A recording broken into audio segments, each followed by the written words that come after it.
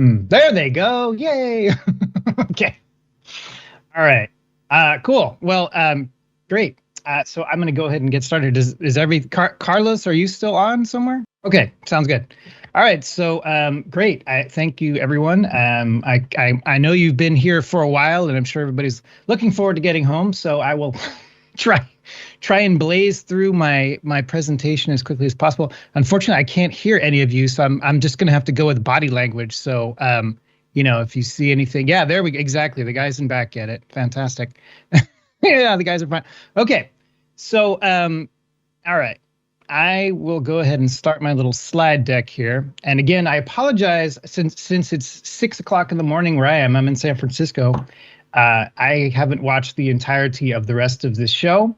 So if I go over stuff you've already seen, consider it a refresher. Consider yourselves, especially smart for getting all this stuff.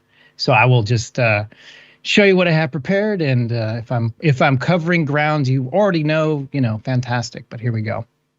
So before we get going, I would just love to take a quick poll in the room. How many people in this room have already filmed something in an LED volume? Oh, okay. So how many never been on one of these stages whatsoever? Still a couple people. All right. So this is actually a pretty experienced group. All right. Well, so I'm probably going to be going over a lot of stuff you guys already know, but whatever. Here we go. So just a real quick look into what we're doing here. I would like to just kind of share with you some new workflows and some new opportunities I think that come out of this exciting new world of virtual production. Just a quick look at who I am. I am the virtual production editor at American Cinematographer magazine. So that means that I am basically kind of sitting at the forefront of all the people that are doing this stuff. And I've had an opportunity to speak to a real cross section of industry professionals that have made this revolution happen in an insanely fast way. I also write the Virtual Production Field Guide for Epic Games, which is kind of an overview of all these different techniques and how they're being used by industry professionals, like people like Netflix and, a lot of big movie companies. So, I've had an opportunity again to speak to more people there. And finally, I'm the host of the Virtual Production Podcast, which you can find on your wherever you listen to podcasts. And I also run a company called The Virtual Company as a consultancy. So there you go. I am very deeply into virtual production. So in our less than an hour together, this is what I would like to cover. I know you guys know this very well, but it's interesting how much discussion there is over jargon. So one of the first things I want to do is really give you what I feel like is a clear definition of virtual production. And then look at a brief history of in-camera VFX over the years, because it's not as groundbreaking as you might realize. It's actually been around for many years. Look at some key virtual production kind of milestone projects in the last couple of years. A quick look at an LED volume that I have literally in the other room.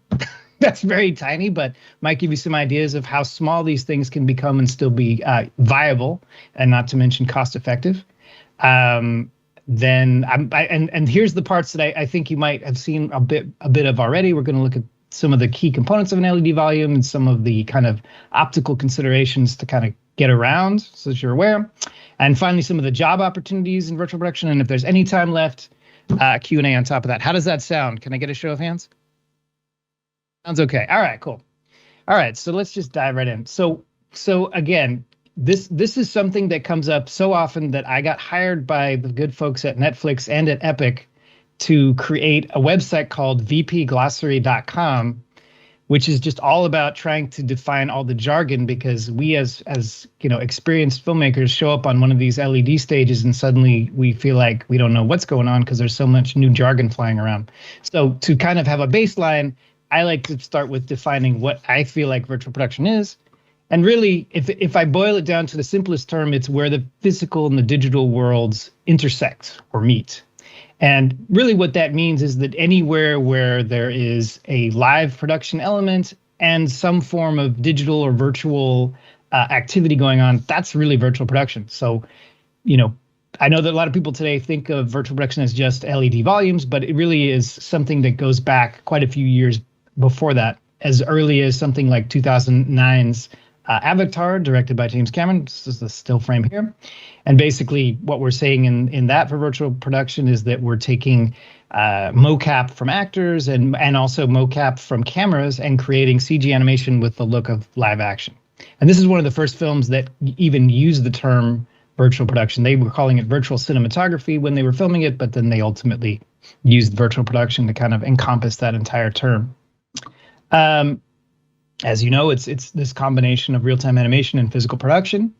Jump forward 10 years from Avatar to 2019's The Lion King, and now we're starting to use game engine technology, not for direct final imagery, but we're using it to create enough of a proxy that a traditional camera crew led by a very, very talented cinematographer, but not someone super experienced in visual effects, can kind of bring their talents to bear. And that's kind of another really key part of how I like to define virtual production, is that it allows people who have traditional skill sets that are very applicable to filmmaking, bring that into the virtual world and kind of, leverage their talents. So that when we're talking about opportunities, that's why I like to bring that up.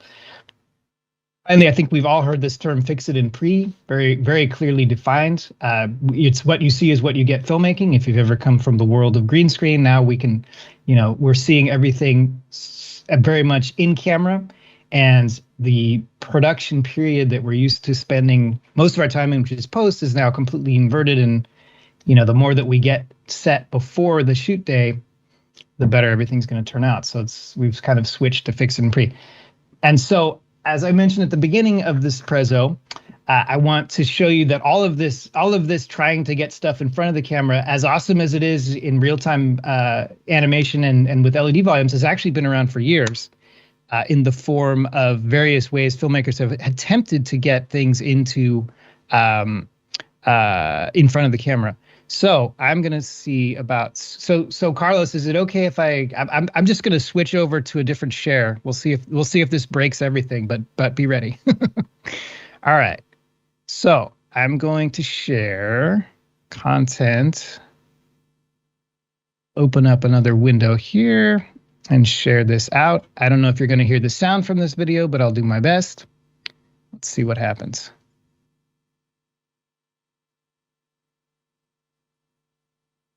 Oh, I see. Include computer sound. All right. Oh, now it's saying install a driver. Okay, let's see what. Okay, driver installed. You might need to pause and play your content. Okay, I'm gonna try that. So just wave your hands if you hear sound for this piece. So here we go. I'm gonna reopen this clip and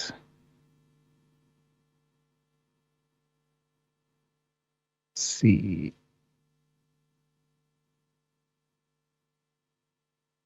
See this as a window that I have open. Let's try one more time. All right. I can try. I'm going to try and muscle this through with my switcher and let's see what happens.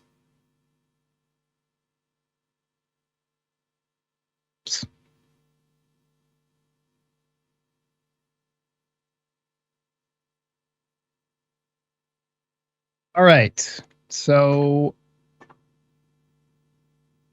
I am going to, let's see here.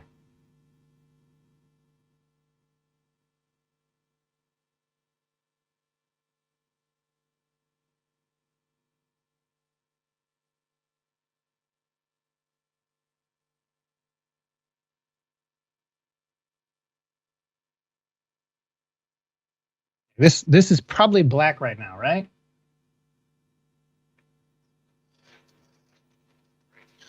Okay. Let's see what I can do here.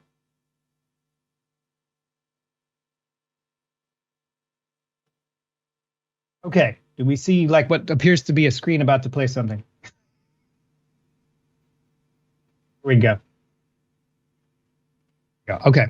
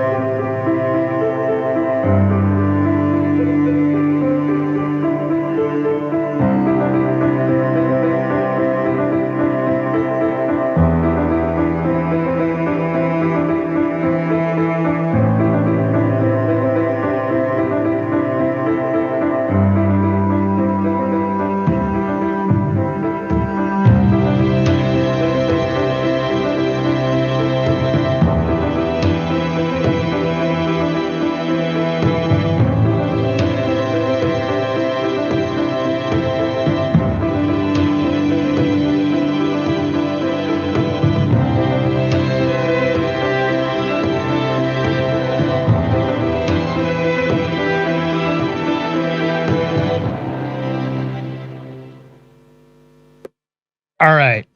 So that is a very quick look at where we've kind of come from over the years. And as you can see, there's been quite a few attempts to get stuff in front of the camera going as far back as the dawn of cinema. So it really is, it's just, LED volumes are just kind of the ultimate expression of how that can be done. So, again, just to say that it's not as new as it might seem. All right. So let me see if I can get back to my slide deck now. Here we go. Okay, so what's next? Some recent examples of virtual production, and I had some clips to go with these, but I'm going to skip these because I can see it's a little bit of a challenge to toggle back and forth in clips, and I want to get to some other stuff. So we'll just blaze through this. So kind of at the forefront of this technology is Star Trek: Strange New Worlds, which just recently completed its first season. And it's premiering on Paramount Plus streaming network next month in May. And this is a show that uses a 70 feet by 30 feet tall, 270-degree volume built by Pixamondo Studios in Toronto, Canada. And they originally were using LED technology to kind of minimize their footprint and eliminate location travel under COVID restrictions. But they ultimately discovered that there was so much new stuff that they could do with this technology that they kind of just embraced it anyway.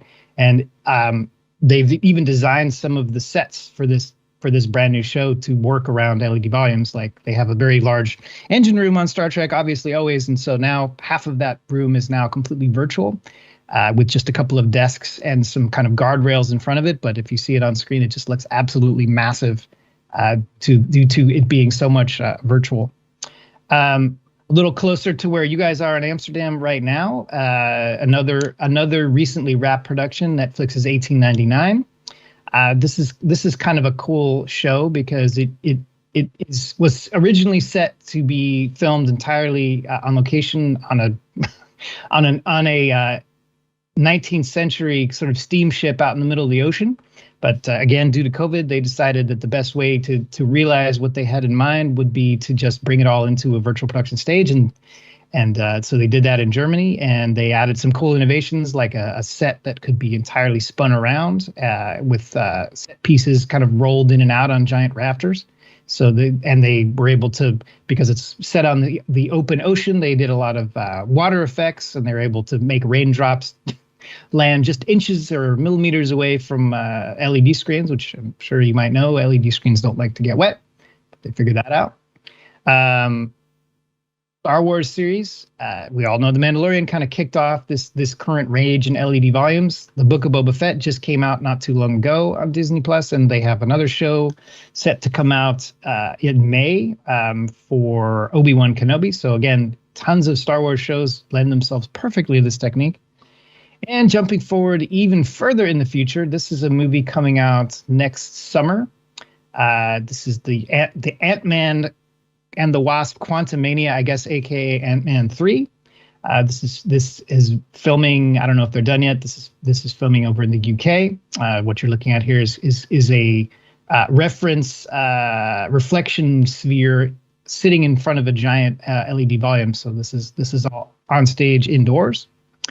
And finally, even very modest, kind of not giant visual effects shows like this ABC show called How I Met Your Father is using LED volume. In this case, the show is filmed in Los Angeles, but it's set in New York City, and they want to do some scenes where the characters are running across Brooklyn Bridge, and so they just made it on a stage and with an LED volume, and boom, done. They have the scope that looks like they're in New York, but they were able to just safe in Los Angeles. And, this is all from Disney, ABC, which has been just huge proponents of all this tech over the years. So it's just kind of the next step for them. So that's just some brief looks. And now, hopefully, this will be interesting for you. I would like to show you, let me just see if I can switch off sharing, because this is going to be full screen on me. So now I'm so Carlos, is there a way to make my screen large for everybody? Because the rest of this is just going to be purely in the switch. There you go. Nice. Okay. Okay. So So let me just set up here for audio because I'm going to go. So I'm in one room where I am now, and I'm going to go over into another area where this stage is set up. And again, just so you can see the kind of modesty of it. So, okay, I'm switched over to wireless audio now. And let me see. I can still see everybody on the screen. So does everybody see this? Show of hands. All right, right. Okay, cool. So I'm going to go walk over there now. So that's my little LED stage environment. Let me just walk over there. All right, so now I am just a few yards away. And here I am in an LED environment. I am, and again, this is a very modest one. This is a room that is. I apologize for giving this to you all in feet, but that's just how I think. But this is a room that's approximately 15 feet wide by about 20 feet deep. So, again, a very small stage for LED volumes. And I'll just show you the wide view of this just so you can get a sense of it. Okay, so here you are. Again, about a 12-foot tall ceiling height here. About 15 feet across. Very small setup, but as you can see, reasonably effective as a stage. And I'll just show you real quick. I know you've been talking about camera tracking, but if anybody has never seen that live in person, I know quite a few of you have already been on LED volumes. But I'm just going to bring my little standing guy here because I'm all alone because everybody else right now is asleep over here.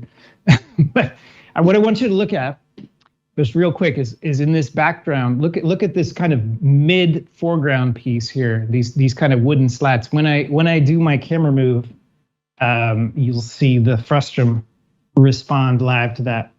So you can see it kind of gives me that illusion of depth by just kind of rolling back and forth on my dolly here. And you can see that's, it's pretty straightforward. I'll show that in the stage view just so you can see what that looks like live in the room. So as I cruise around with the frustum, there it goes. Very, very, very straightforward, although it took us a lot of time to figure this out. You can see right here, this is my little Moses tracking system, and it's looking, there's a camera right here that looks up into the ceiling. You can actually see my hand blocking it right now. But if I take that away, it's looking up, and I'll just switch over to the direct camera view one more time so you can see up in the ceiling. Trackers, there's a glyph in there too that's from an NCAM system, but we're not using that today. This is just purely Moses. So tracking of a constellation of little reflective stickers in the ceiling. It's very straightforward. You can actually, if I go a little too fast, you can see I actually overtake my frustum because the room is again so small. I have to be a little careful how I have that calibrated, but we can work around that just so you get the idea. And I guess one other thing I'd love to show with this setup is the kind of ease of changeover of a scene. So real quick, so right now I'm in an Unreal Engine scene. This is live 3D, but we also do a lot of straight footage projection. So I'm going to switch over to footage. Here I am in Vegas now, but you might think, there's something slightly weird about this. And that slight weirdness is that the lighting doesn't quite match. I'm still setting the lighting for the office demo. So what I'm going to do real quick is switch over from static lighting to pixel mapping. So now I'm sampling the backdrop itself. And I'm going to change the exposure on my camera ever so slightly so I can just see a little better in here. It's a little bit overexposed, but you get the idea. So now, if you look to the left of this shot, and I'll go back in here so this guy can take a break. If you look on camera left, you can see this kind of Caesar's Palace sign over in the background. The light is this light that's over here is actually looking at that directly. So whenever that video content changes, you can see that it's very much in sync with the lighting. So with that, I'm able to get a very simple kind of baseline illumination that works. You saw I went from like office interior to nighttime footage in a couple of seconds with just a couple lights. Again, let me show you the wide view one more time just so you can see what that looks like. two very modest lights, LED lights that are split into four little quadrants. So each one of these individual little zones on these lights can look at a different piece of the scene, or can be set to whatever kind of lighting I want. Like if I just want to do a pattern of lighting, for example, I could go something like this.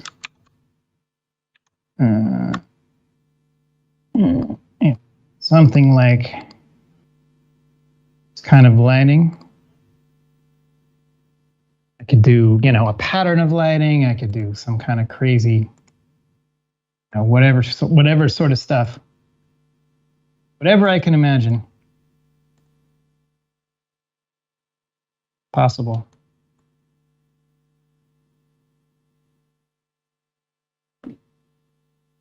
And that's about it for the live demo. I don't know if there's any questions that come out of that before I leave this setup and go back to slide deck.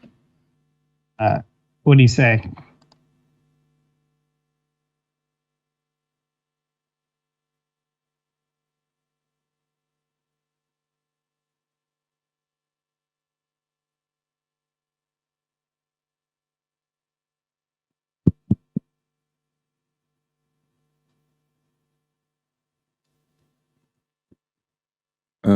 What software are you using for that lights you're showing us?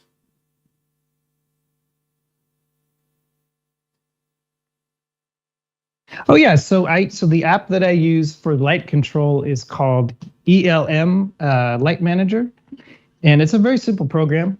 You might have seen a bit of the interface up there. In fact, I think if I switch to the stage view, you can probably see that a little bit better. I'll just drag it. I'm actually in mirror mode, so I have two desktops. One of which is a monitor that I have here on the side, and the other one is obviously the screen itself. But it's very straightforward. This software. It basically it lets me load up any kind of media that I might want to use as a source. You can see right now I'm actually looking at the screen itself, and each of my two very modest lights is kind of represented as a little bar here. So as I drag this around, I'm sampling different parts of the image, or if I drag it off completely, it goes completely dark. Same thing with this guy. Let me just remove the interface a little bit over so it doesn't block so much of the image. Same idea, just wherever I drag this, I'm going to be sampling video. And this can be an animation, this could be a still image, just anything I want to grab hue and intensity from. I can do that. And so I just have a lot of flexibility in setting up. And again, this is a very small room, very modest setup, but it's enough to kind of pull off. We've been shooting a number of projects, corporate stuff, little commercials, music videos, even like short films. It's the size of this room is surprisingly effective for this technology. Exactly. So essentially what happens is the software looks at the screen as a capture source and then translates that into RGB and intensity values and just kind of gives me the closest approximation. It's not perfect. There's a little bit of a lag, but it's, as we say in the US, good enough for government work.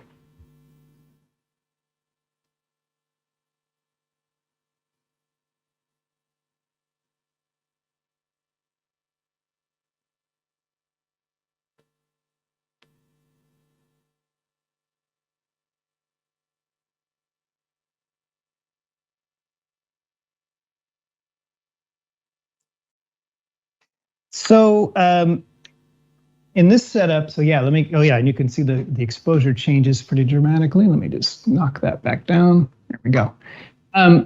So yeah, for this we use, so this is actually end display, what you're looking at right here. This is the production environment of Unreal. And you can see I'm still in the lighting from the previous scene, so it's not quite looking right. So I'll real quickly just toggle back. But yeah, so what happens is there's a plugin. There's a plugin in Unreal that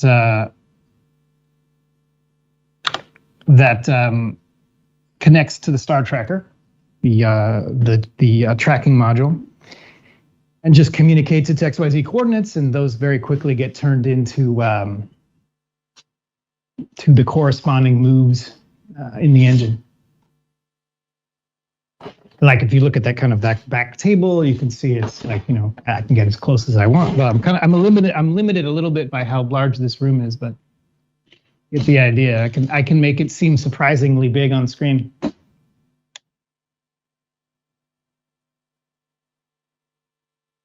As soon as I go off screen, the illusion is broken, but you get the idea.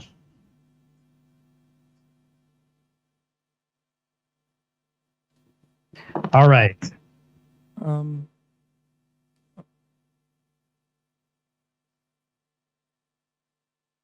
Oh, my vision, or just the vision in general. Like, in other words, where are these things going to end up going? That's a good question. Yeah. Well, let me. That's a good opportunity to jump back into slides, because I think my slides will probably explain that a little bit better. All right, I'm back. Let me just switch off of wireless here. All right, now I'm back on my little wired mic here. Okay, so yeah, let me just jump into some of the stuff. This is some of the stuff I feel like you've already covered, so I'm just going to blaze right through it. But if there's anything that comes up that is you want me to kind of dwell on a bit, just say the word. So yeah, I watched part of the previous presentation, so I think you got this stuff kind of covered pretty well. But depth of field, very critical piece of the puzzle, because you do not want to focus directly on your screen, because, as you know from the previous presentation, you're going to get a lot of moire or moire, whatever you want to call it.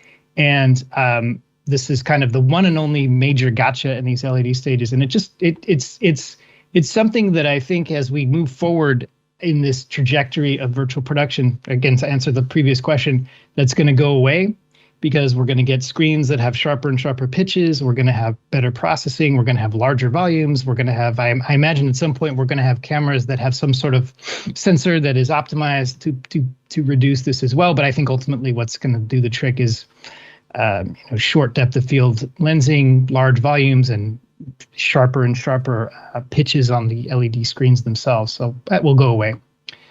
Viewing angle, though, is another major challenge. If you look at this image, for example, it appears that the ceiling screen has a very strong magenta cast, but it doesn't. It just looks that way because LED panels are not designed to be looked at too far of an off angle.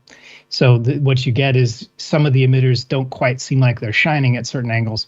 The good news is that in this example, the ceiling screens are not designed to be seen on camera anyway.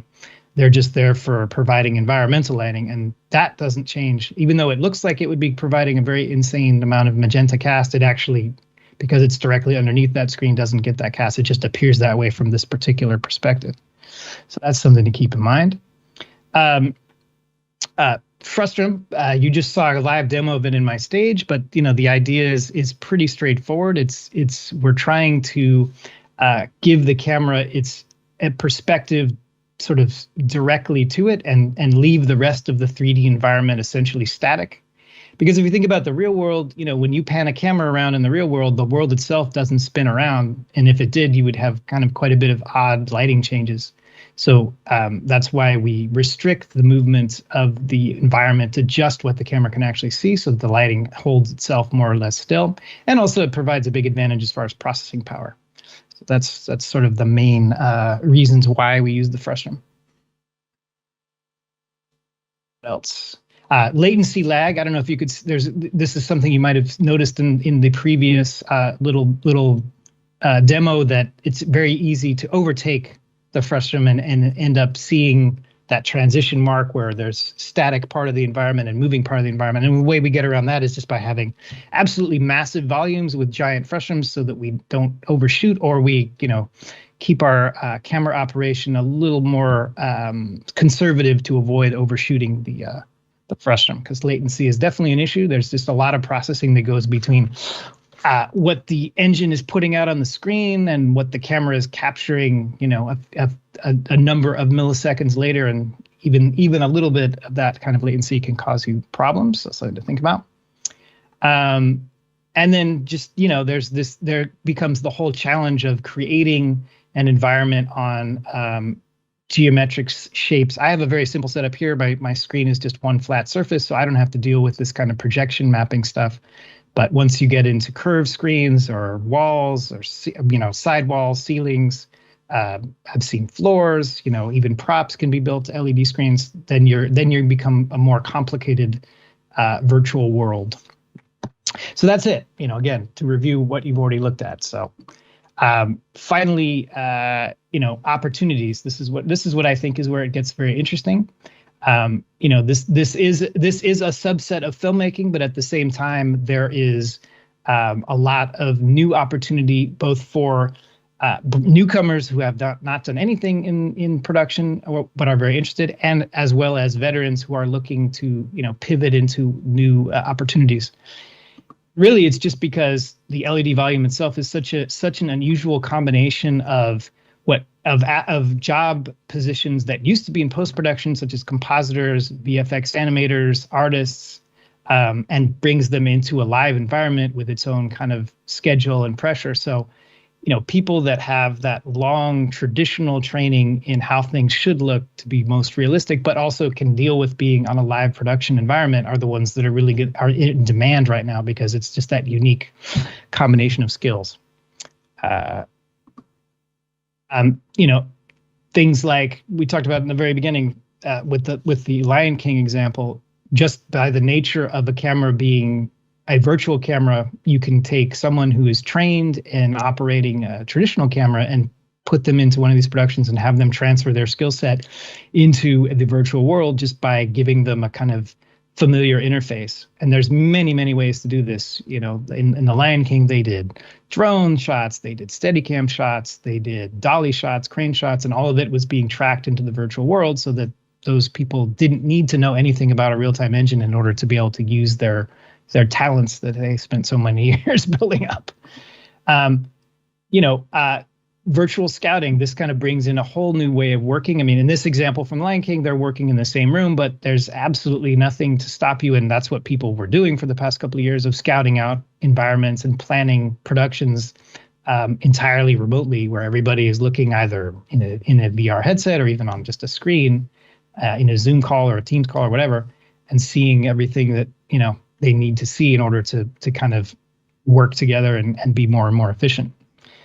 And in motion capture, again, takes it to a whole different level, because now we can divorce the acting of the movement and performances of actors from camera movement, so we can focus on one and then refine the other. Or in the case of this is a shot from Avatar 2, obviously the sequel to the 2009 Avatar, where now a lot of the action is set underwater. And of course, it being James Cameron, he didn't want to do the easy thing and have everybody pretend to be swimming. It's like, nope, they should actually be swimming while they're doing the mocap.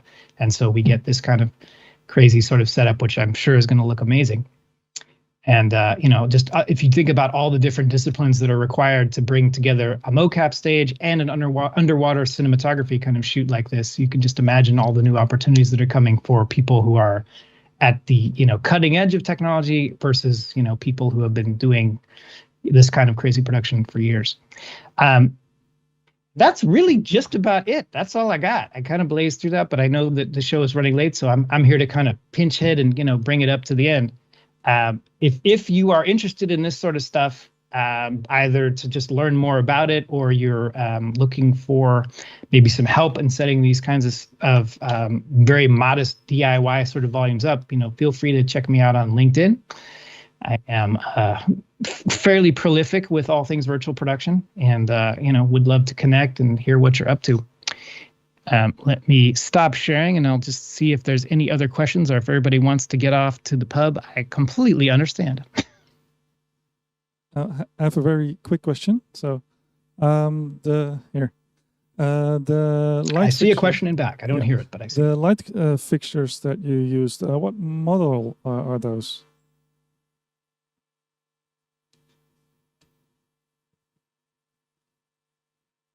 Oh yeah, they're very simple. Those are Light Gear light panels. They're about $5,000 each. And I went to film school where we didn't have LED panels of any kind. So coming from that universe where an HMI 1200 watt or 2000 watt tungsten light were the best we could do, and those would throw out an insane amount of heat and would blow out all the fuses in the house if you weren't filming in a stage.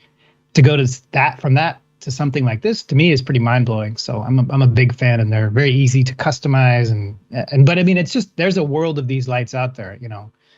To my previous speaker, Stefan from Airy, you can also do the exact same thing with sky panels. And we actually had an orbiter here not too long ago for Fresnel spotlight kind of action, and same thing, really looked great. And once those are tied into your DMX system, they can be addressed in kind of a pixel mapping way, the way I did it, where I'm just sort of sampling the entire 2D image of the screen and using that to drive video, or they can be plugged right into the Unreal environment themselves and become, virtual lighting fixtures that go wherever the environment goes. So if I want to put, a key light that's a real light on my stage, but also matches some lighting source in the virtual environment, I can connect those up via DMX.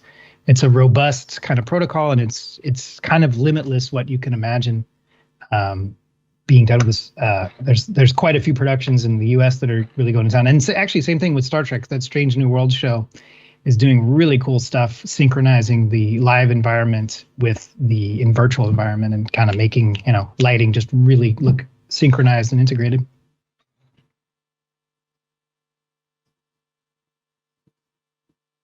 Hi.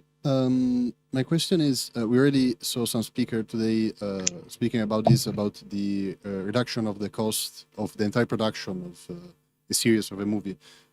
Does this technology, does virtual production can reduce so much the cost for production to start proliferating around, to start becoming like a new way of doing things in this kind of sector?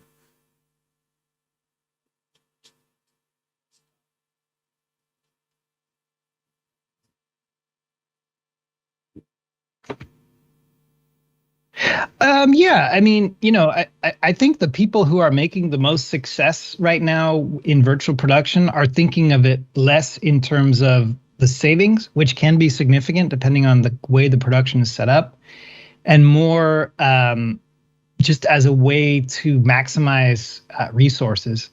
If it's the kind of thing where it's just a couple shots and it's from a very modest production, you might be better off shooting on location. If it's the kind of production that's sort of built around one of these stages where it's all in one very exotic location, that the investment of building a virtual environment pays off, like a spaceship on a sci-fi show, or I don't know, some big desert location, or maybe a castle on some kind of medieval show. I mean, anything you could conceive of is possible, and that's kind of what to me is kind of interesting, is that writers are now taking a look at what these stages can do and sort of tailoring their writing to the strengths, and in some ways coming up with shows that you couldn't have done any other way, or would be prohibitively expensive or dangerous, or just too much effort versus just kind of writing a simpler scene. So yeah, it's got a lot of potential for cost effectiveness, but it also has a huge amount of potential for just sort of creatively doing whatever. One of the little projects that I work on a lot is I do student film productions with the students at NYU, and we do like 4 of these movies every semester, so twice a year. And it's great because they can just write coming from a film school background, they're used to being told like, okay, you have extremely limited resources, set it all in your apartment, or set it all in, the sidewalk in front of your house or whatever, but don't make anything too exotic. Whereas in this thing, they've been doing all kinds of crazy stuff. Like I've been in movies where I'm like on the deck of a spaceship, or like a guy out in the middle of the desert, and all that we shot on this little stage, and you would never know. I mean, it's very straightforward and easy once you have the environment. Yeah.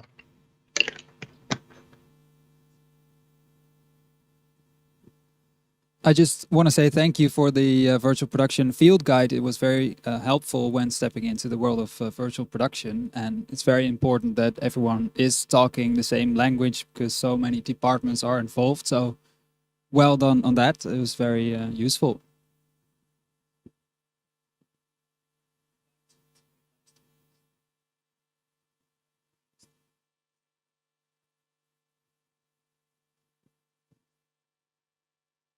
Oh, Thank you. There's going to be more, actually. Well, we'll see. We're working on it, so stay tuned.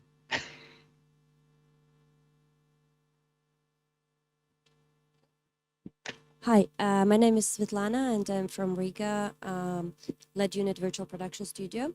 I was really hoping to meet you here. Thank you for your posts on LinkedIn and everywhere. The information you're sharing is very, very useful in VP Live. And as I was trying to reach you through LinkedIn, I didn't succeed. I hope to meet you here. Now the question is, I'm coming to LA. Would it be possible to meet you?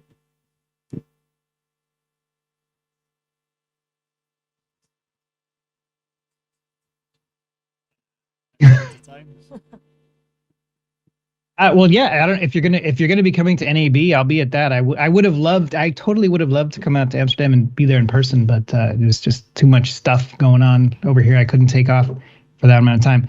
But yeah, I mean, by all means, look me up on LinkedIn. Connect with me, shoot me a message, whatever. I'm very. I tried to be as approachable as possible, even though technically I'm not physically in the room with you guys. But I feel like we know each other. Some of us. Yeah. All right. Any other questions? And by all means, if you think of something afterwards, feel free to hit me up later. I'm happy to discuss. It's been a heck of a lot of fun doing all this stuff. Yeah, I was wondering, in your demo scene, we also saw a marker on the ceiling for using NCAM, and I was wondering what your experience is using NCAM in combination with LED volumes. Yeah.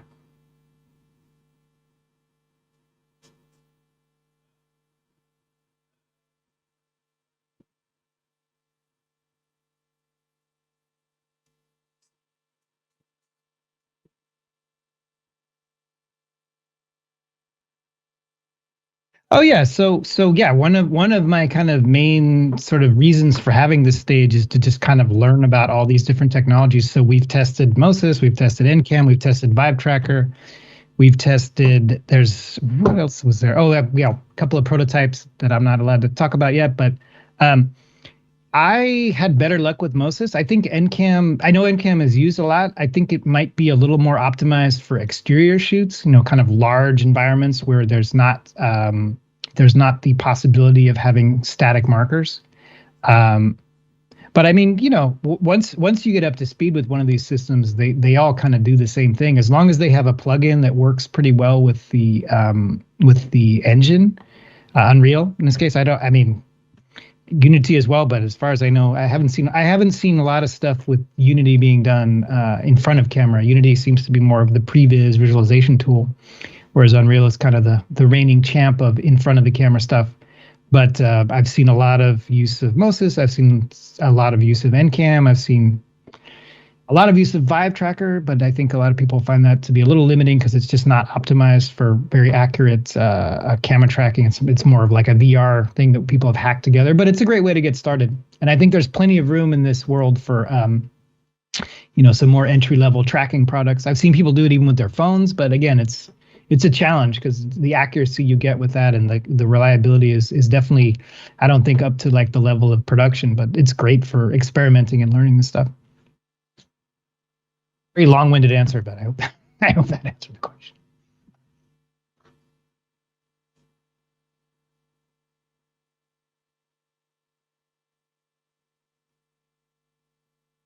Okay, sounds good. Have a great evening, everybody. Thank you. Bye.